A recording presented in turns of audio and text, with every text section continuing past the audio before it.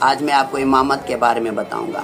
امام سے مراد وہ امام نہیں جو نماز پڑھاتے ہیں، کسی ہنر کا امام ہے تو ایسے امام کی بات نہیں کرتا، میں ایسے امام کی بات کرنے جا رہا ہوں جو اللہ رب العالمین نے مقرر کیا، جو معصوم ہو۔ لوگوں نے 4 کے انہوں نے 12 بنائے اپنے طرف سے، تو کیا یہ جائز ہے؟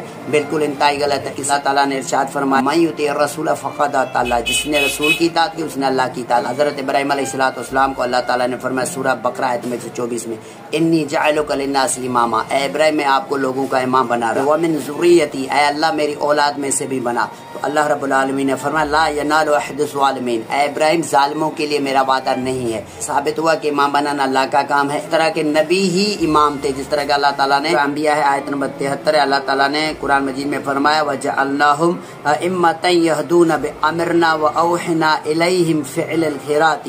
اللہ تعالیٰ نے ارشاد فرمایا ہم نے ان رسولوں کو امام بنایا تھا، وہ ہمارے حکم سے ہدایت کرتے تھے اور ہم نے ان کو